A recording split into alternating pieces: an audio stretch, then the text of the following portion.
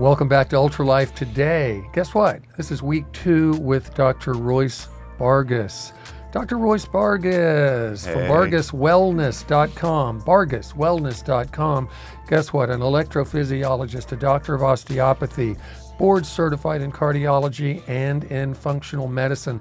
Last week we were kind of ginning things up and ended on a note related to maybe a specific panel of tests she may recommend, and then baby step changes related to diet. She has in her practice, I believe you actually have someone that is a dietary health coach, right? A health coach. That kind of holds the hand and helps an individual walk down that road. How is that different right? than a clinical nutritionist, a health coach? Well, Sue is actually not even a nutritionist. So health coaching is training on how to motivate people. So Sue is an RN, and she had worked in a functional medicine practice before coming to my practice, and she certified through the Functional Coaching Academy, maybe, the health coaching institute that's promoted by the Institute for Functional Medicine. And so there is a lot of nutrition, and many health coaches are also nutritionists. She is not, but she has been certified through the Coaching Academy, which means she's had specialty training on basically motivating people and motivational interviewing and helping people implement change in their lives, which quite frankly is not something I'm great at. I might use the scare tactic. You will die. You're going to do everything Sue says, or A, B, and C. Very good. Yeah. For part of So that's a whole separate service provided by my office. Yeah, and you're listening to Dr. Royce Vargas of Vargas Wellness in Edmond, Oklahoma. Adam Payne, CEO of Ultra Botanica, is on the end. I'm Josh Bellew. This is Ultralife Today. Adam, you had mentioned on the break this interesting idea of helping people understand a little bit more about oxidative stress, how that works, what free radicals are, what a person can do to mitigate some of that. But then, spoiler alert here, we're going to move into talking about something in the later segments here, myocarditis, pericarditis, something that is running rampant worldwide right now, relationship obviously to individuals that have had COVID infection maybe multiple times or even have had COVID infection in mRNA vaccines. And so you wanted to set up this segment about the oxidative stress. Well, I think Adam. most people, when they think about their cardiovascular health, they think about LDL, HDL, and maybe triglycerides as a component, but it goes a lot deeper than that. And I think there was a guy named Peter Lopovic who worked at the Oklahoma Medical Research Foundation for 50 years, and he went into looking at oxidative LDL as really being the culprit for cardiovascular disease, and triglycerides, oxidized triglycerides, is also. And he talked about this ApoC3 kind of lipid particle, and how it if a white blood cell, a monocyte, digests oxidated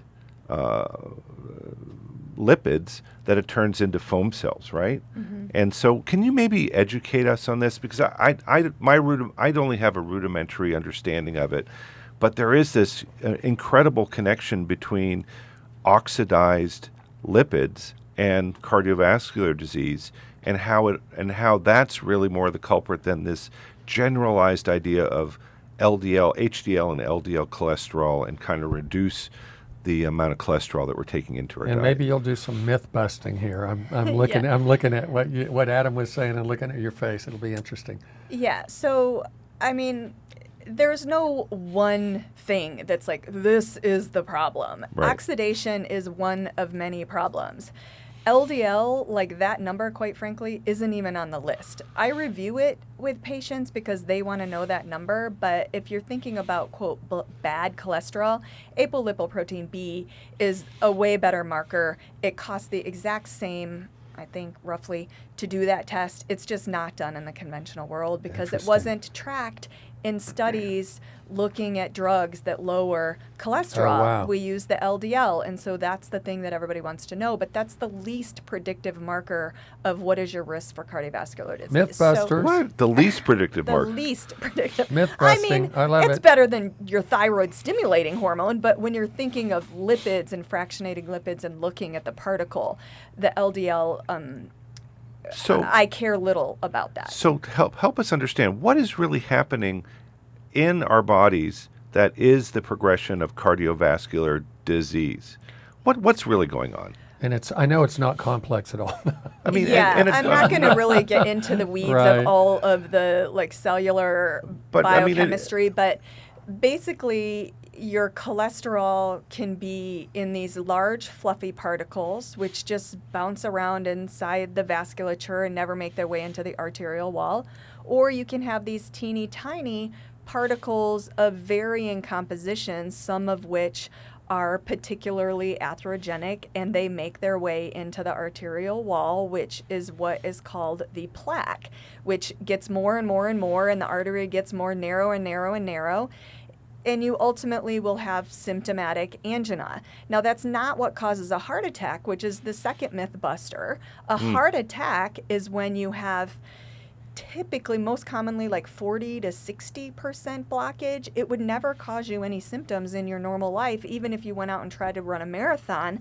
But then there's some sort of stress in that artery, most commonly from blood pressure. And then it causes a teeny tiny tear, and then your clotting system goes wild and a blood clot comes there, and bam, that's what causes Great a heart explanation. attack. so that's the blockage. Great It's not the fat blockage necessarily that could contribute to it. Yeah, I mean, you It's usually the tear have some associated element with the of clotting, right? It's the tear. It's Okay. the sheer stress and damage and disruption in the endothelium of the artery that then activates the blood clot, which then is the heart attack. Ooh. So these are Oof. two very different processes that people don't understand. And I'm not going to get on this soapbox either or spend a ton of time on it, but that is exactly why stents do not prevent heart attacks. And people always come to me all the time and they're like, oh, my doctor saved my life because he put a stent in. Unless it happened in the throes of an acute heart attack where you have a blood clot blocking your artery, he did not save you ever from having a heart attack. Mythbuster 3 within a minute and Wow. a half. This is so good. This is great. Yes.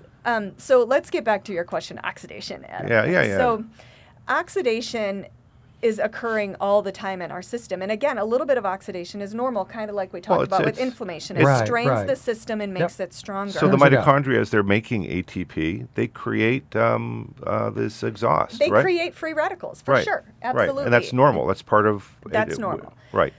But it's not normal to have a lot of your cholesterol be oxidized, or it's not normal to have a bunch of free radicals, which is basically, again, not to get into the nitty-gritty of biochemistry, but it's an oxygen atom that doesn't have something neutralizing it.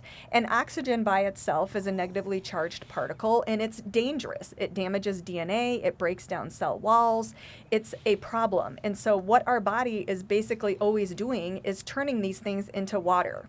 And so you have to have a capacity to do that. And so if the fat in your blood gets tagged with these dangerous oxygen particles and cannot be neutralized, they're very, very damaging to the arterial wall. And so things that we do in life, which causes all these free radicals that we cannot deal with, are to expose ourselves to too much oxidative stress. And so even pollution in the air causes Right. free radicals. Eating oxidized oils, which are, I don't even know, probably 90% or more of the oil that is consumed in Right. the United States Is oxidized? is already fully oxidized. Even when it's Wow. sold as olive oil, I hate to say that. Yeah, you have to be unless you careful. find it in Tunisia, unless you find Tunisia Moroccan oil, you're basically getting olive oil that's tainted with other oils. What? It's very sad. Yep. We can talk about that on another No. broadcast. I want to talk about this now. Yes. I mean, where is a safe haven then? I mean, literally, can you It's- give us a safe haven here? I cannot. It's very hard to It's find a tough- safe haven. It's tough to navigate. I can give you a resource where you can find your safe haven would be Dr. Mark Hyman's book, Food, What the Heck Should I Eat? It's my favorite book about food.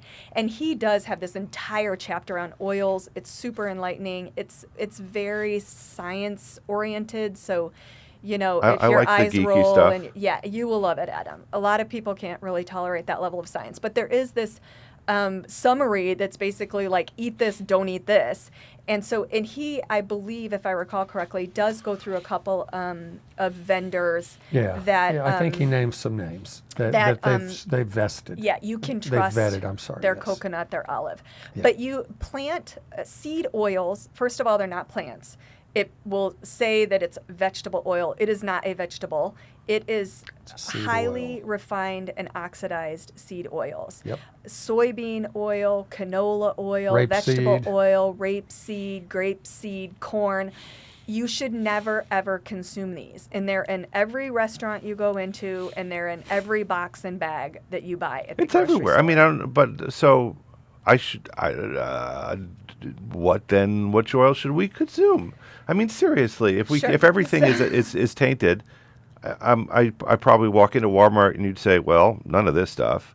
Go to maybe a Target and you thinking But none of that stuff. Believe it or not, you can find one oil on the shelf at Walmart. You can. I actually did it yesterday. It's a Tunisian oil that you can get. It's not in a glass bottle. I don't like that. It is dark. But there's one Tunisian and one Moroccan that you can get there. And I've got a friend that kind of vets those sources. So why is the Tunisian and Moroccan oils okay? Because the oils coming out of Spain and other countries are actually mixed with these seed oils, unfortunately. And they don't put it on the And label. they don't put it on the label. They're Aren't not they required. supposed to? I mean, it says it's supposed to say 100% virgin olive oil. Yeah, well, I don't want to get into the So it's oil not- the oil cartel, the worldwide oil cartel. Well, okay, It's but I pretty mean, crazy. we've had Ed Fletcher on, who Yeah. is a botanist, yes, and for agreed. example, Right. echinacea, right? The world only produces 25% of the global consumption of echinacea, which means 75% of echinacea that's out on the shelf is not really echinacea. Oh, wow.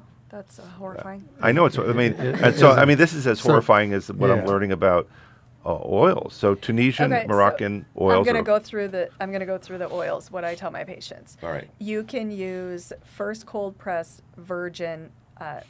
extra virgin olive oil. First cold pressed First cold extra- pressed extra virgin olive oil. The same for avocado and coconut oil. You should not cook with olive oil because it has a very low smoke point, and it too is oxidized if you put it in a frying pan and fry vegetables in it, saute Oops. vegetables in it. So Oops. olive oil is not meant for that. Olive oil is what you pour all over your salad, maybe your vegetables at dinner to make them yummier. Get a really super high quality, expensive one, tastes delicious. You can high heat cook avocado oil. Yeah. It has a much higher smoke point, so it will not be oxidized. And you can do the same with With coconut oil. you bet. Coconut oil is a saturated fat, and the myth number 4 is Thank that you. saturated fat has never, ever, ever been proven to cause cardiovascular disease. Right. Quite the opposite. But Really? saturated Hold fat. on. Really? The opposite? Absolutely. Yes, there's been many studies So that saturated coconut oil actually can help Fantastic reduce. for you. it can reduce. The exception to that is that if you have ApoE4 genotype, you can not do well with saturated fat, and you have to kind of minimize your consumption of saturated fat. And so, But we could learn about that if we got a test. Yep, simple $75 mouth swab. So Wow. there are certain subtypes of people that I worry about saturated fat, but not because of its known cause of cardiovascular disease. So coconut oil, and then butter, grass-fed, pasture-raised butter is much healthier for you than eating Bring any on the sort of... Kerrygold. Really? Kerrygold. yeah. So Kerrygold's okay? Yeah, I'm not sure if I eat Kerrygold myself. I think they're grass-fed. They are. It's going to be a little bit more inflammatory than using purely like pasture-raised cows. But yeah, you can use butter. You can high heat butter. And then this new thing that I'm super excited about is this oil. You guys are going to love this. They are making oil from fermenting sugarcane. And sugarcane is like this What? Hold on. unlimited crop. I know, it's the craziest thing. So And they're transforming the carbohydrate into a lipid? yes. And it's a byproduct, so there's tons of this byproduct. There's tons of this available, and it's highly pure. It has Hold a better on. like omega 6 to 3 composition of What? any other oil that you can consume, and it has a higher smoke point, some over 500 degrees, so you can cook with it freely. My understanding is it doesn't okay, have how come I taste. haven't heard about this up to this moment in time? I don't know. Adam, but I Adam, you can have send you your head in a information. different space. That's why you rely on people like Dr. Roy Spargus. And Josh and Bellew. me. Okay, Josh. But Okay. you've never shared this. What is this I stuff? have Where do they I've sell just it? recently learned about it. So it is through a farm called 0 Acre Farms. And I think their website is zeroacrefarms.com. And you can purchase this oil. It's called cultured oil, I think is what it's called.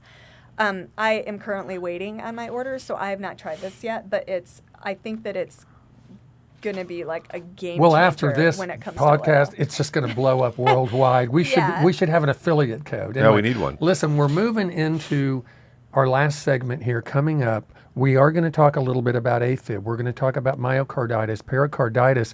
You have been listening to Adam Payne on the End, CEO of ultrabotanica.com. You've got Roy Spargus here, and you can reach her through Bargas Wellness, BARGAS Wellness.com. You can get a discovery call. It can kind of help you get to know her, map some things out. She'll do that for free, so go to BargasWellness.com. I'm Josh Bellew. We're going to be right back with Ultralife today. We're going to talk a little bit about AFib. We're going to talk a little bit about COVID, mRNA, myocarditis, pericarditis. Have you been hearing the truth about that? Stay tuned. Our mission is to take nature's most beloved botanicals and enhance them with our liquid protein scaffold technology. This helps it reach your cells faster and better. With exponentially enhanced bioavailability, you'll feel better every day. Ultra Botanica, the feel-good curcumin. Welcome back to Ultralife today. This has been chapter 2 of 2.0. Roy Spargus here from bargaswellness.com, BARGAS wellness.com. I want to get that in because we're going to get real excited about some topics here, and we're going to forget to tell you how to contact her. bargaswellness.com. Get your free 10-minute discovery call with her. Begin to roadmap your life to better health, And wellness. which is wellness, which is really you can't put a price on. Honestly, okay, this is chapter 4, part 4 of part 2 or chapter 2, It and my is. mind has been blown. So if you haven't joined us from the earlier part, Yeah, you can go back to number 45. It's the very first interview we had with Dr. Roy Spargus. You can pick up there learning a lot about her journey, her practice, great origin story, and her determination and tenacity to get where she is today. But I told you, Royce, off camera. Actually, we were emailing back and forth, and thank you for that long, articulate, and heartfelt response. Someone I know that's dear to me recently had an AFib event, and it came totally out of the blue. This is an individual, super healthy, fantastic exercise, ultra clean, primarily plant-based diet, and then some awesome wild-caught fish on occasion, eats just perfectly, lives a Zen yoga kind of lifestyle up in the mountains. What could go wrong, right? Well, they did get the mRNA vaccine, and since that period of time, they've now had a cardiac event that was diagnosed as AFib. What in the world is AFib? And then I kind of even turned you onto a book that kind of has a little bit of a misleading title, but nonetheless, you took a deep dive into it. Thank you for doing that. Tell us about AFib, and then also tell us about myocarditis, because I'm hearing myocarditis is a nothing burger. I'm hearing if you get diagnosed with myocarditis, take a couple of months, relax, don't do any heavy lifting, and then just get back out there and live life again. You'll just live a long, healthy life. So I know I said a lot. I'm going to turn you loose now with the AFib. Okay. So AFib is the most common abnormal heart rhythm in the world. The older you get, the much higher your chances of developing atrial fibrillation. It's basically a disorganized electrical chaos in the top chambers of the heart where the heartbeat is supposed to originate from. It's supposed to come very rhythmically and regularly, 50 to 100 beats a minute at rest. When you have atrial fibrillation, you have complete electrical chaos in the top chamber. It can make your heart beat very rapid and irregularly. So Again, it's out of sync with the rest of the heart, essentially. the whole heart gets out of sync really because you don't have this uniform electrical impulse generating the heart rate and beat and contractility. You have this chaos. There are a lot of causes for atrial fibrillation. There are a lot of triggers for atrial fibrillation, but in general, the most common thing is when you have stretching of the atrial cells, and then this causes them to have a higher level of automaticity, so their ability to create electricity and to create a heartbeat. And the common causes of that are high blood pressure is really the most common. And then sleep apnea is a huge contributor because that increases the pressure in the heart. It causes high blood pressure. Wow. It can cause low oxygen, and all of these things sort of strain the top chambers of the heart and make atrial fibrillation more likely to occur. In the case of your loved one, I would have to kind of back up and ask how much exercise, because atrial fibrillation is also the arrhythmia of athletes, and intense, Ironman type training. Not intense Ironman at all. The perfect climate, walking up and down the mountainous hills, but not running up and down the mountainous hills, but doing that, 5 to 6 days a week, in a very beautiful scenic environment, and they've done it for years. So my impression always has been that atrial fibrillation, AFib, is usually it's something that happens. It progresses to a point, and then the electrical signals get disrupted, and then you have this phenomenon. And the only options seem to be like ablation of the nerve or doing some of this cryo ablation. Maybe help us understand, are there other things? Can you reverse AFib? And why have we been seeing AFib in people that have gotten the vaccine? Well, we see AFib in people who got the vaccine or people who got COVID.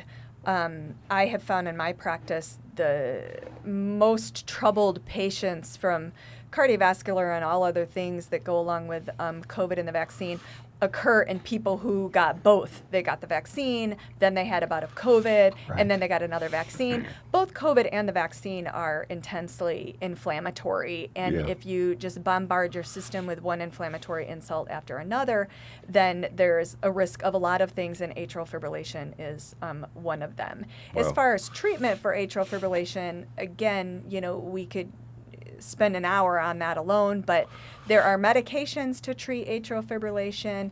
They're 50% effective at best.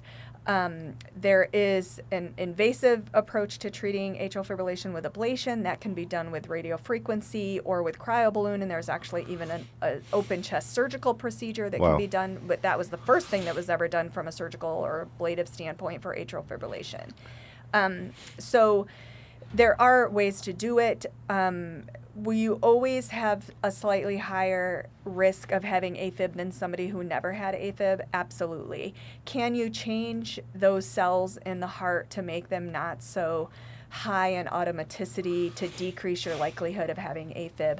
I believe that we can, and there's more and more data coming through various studies that show that maybe you can have reverse remodeling of the atrium is what that's called, where the cells kind of go back to normal. The key with AFib, and you kind of alluded to the book, The AFib Cure. First of all, I don't believe there is a cure for AFib. You can put AFib into remission, but there are these very rare circumstances where a perfectly normal, healthy heart will go into atrial fibrillation from a vagally mediated cause. Most commonly is when somebody gets like a big gulp from 7-Eleven and they drink it down super fast and they get that like horrible brain freeze, and the next thing they know they're in AFib. Wow. And if you get them out of AFib or they spontaneously convert out of AFib, they do have the substrate to have AFib, so they are at increased risk more than somebody that never had it, but they might never have it again. And so there are kind of isolated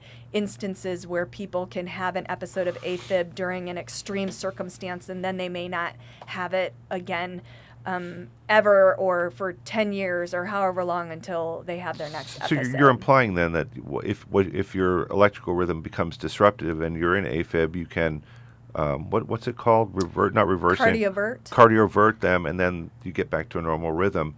But so is going back to the COVID, is the spike protein damaging the atrium, or I don't think we know the answer to that. I think that the inflammation, there's no organ not affected, and so the inflammatory response is so strong that you can find inflammation it certainly wasn't anywhere. localized. We've now at least learned from studies coming in all over the world, Dr. Peter McCullough, that this spike protein is not just remaining local in one area. 0%. It's moving into not. every organ system you think about of the it, body. this mRNA could attach itself to a heart cell, and then that heart cell could be circumvented into making spike protein, which would then be an inflammatory process. I mean, that's possible. Or the virus could be in the heart tissue, creating more spike protein, causing inflammation. Wow, I just never thought about it that way. Yeah. So we've got about 6 minutes left, and the hot topic that everyone has heard about, whether they listen to mainstream media or not, has been myocarditis, athletic deaths, young people. Just the all-cause mortality rate has skyrocketed. Yeah, it's really sad, across actually. the entire world, and the only indicator for a lot of experts is this one mass vaccination event that took place. And so it seems to be, at least in the insurance companies' minds, that's what's going on. But tell us a little bit about myocarditis and why it isn't a nothing burger, because they're very much downplaying it, in my opinion. And I want to hear from a cardiologist what it really is, and then what does it mean for the future of an individual that has suffered with myocarditis. Well, myocarditis is not a benign phenomenon for sure. It is basically inflammation of the heart muscle cell, which is called a myocyte. Wow. And so that is a problem, because similar to how I talked about how AFib starts, like these cells can have this automaticity. And so arrhythmia is very common in people with myocarditis. I wouldn't be able to give you the incident, but if you have cells in the bottom chamber and the ventricle of the heart that are very inflamed and irritated and dying, then you can have generation of abnormal heart rhythms from the bottom chamber, which are what cause cardiac arrest and sudden cardiac death.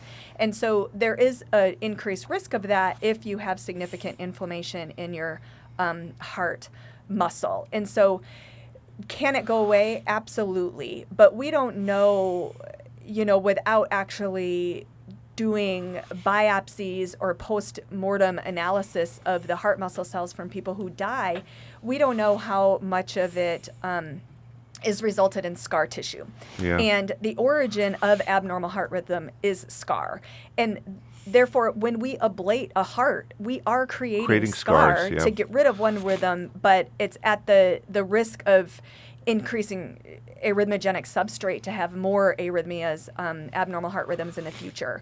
So I would say myocarditis, from certain circumstances, it can resolve and get better by a global assessment of the cardiac function. Your left ventricular ejection fraction can be normal, but we don't know if there's microscopic damage. One would think if a heart cell died, it's replaced with scar tissue, because that heart cell does not come back. It's not like a liver cell that can regenerate. Isn't the heart basically the only organ in the body that does not actually replace cells? Well, the heart and the brain. The brain, okay, there you go, yeah. Right, and I mean, you can actually grow new neurons in your brain, but the same way you can grow new arteries in your heart, but a heart muscle cell does not regenerate like the liver can fully regenerate. It's so amazing. It's so interesting. And clotting issues have been spoken of over and over again. When an individual has a clotting issue, and we are seeing tons more of those in the last 3 years, What does that mean, and what does an individual need to do? Well, for instance, again, an individual with myocarditis, an individual that is now having clotting issues, what are preventive things or things they can do to try to make sure that those don't turn into more serious events? Well, I mean, as with all things in functional medicine, you have to fix the matrix and decrease inflammation. And so you have to set yourself up for success and give your body every opportunity possible to deal with the clots and the inflammation and to resolve the inflammation. So maybe I think that clots are probably the most common reason that people died from active COVID. In the beginning of COVID, where all these people were dying, it was because it was so disseminated. thrombogenic. Yeah. Maybe inflammation causes clots. If the inflammation occurs in the artery and you get a clot in the artery, you're not going to do well. So maybe a chance for a shameless promotion of UltraCur. Do you think UltraCur has a place in helping to deal with this AFib or these clotting issues or this inflammation? Well, I think curcumin is a potent modulator of inflammation. And I mean, I've seen myself, I use a lot of curcumin in my practice, your products specifically, to address those inflammatory markers that I see in people's blood work. And Does it help? Yes, it absolutely 100% it helps. So we do. There are tools. So we're not just going to a dead end here with AFib or with clotting issues or systemic inflammation.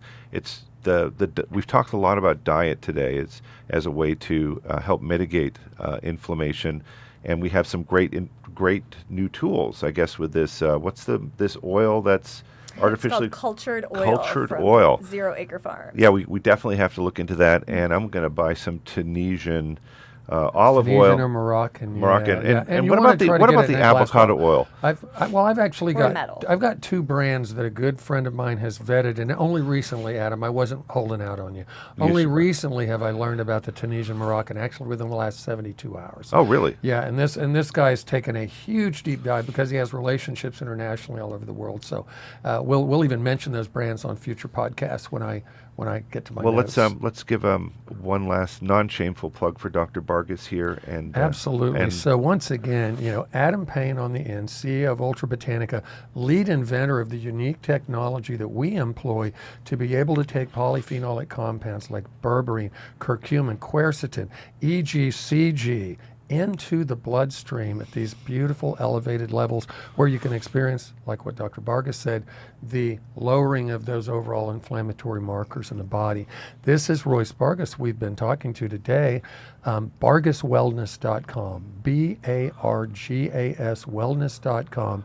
Please have a free 10-minute discovery call with this awesome woman that really wants to help you in your heart journey or your health journey, whichever way it fleshes out. Again, this is Josh Bellier here. This is Ultra Life Today. We're going to see you for another episode soon. Share with your friends. And stay tuned for the live portion of our show. And we've enjoyed having you here, Dr. Vargas. Thank you for joining us. I guess we're opening the door. There's so much more to talk about. So we'll get into Chapter 3 and Chapter 4. Yes. Thanks for joining us. I can't wait.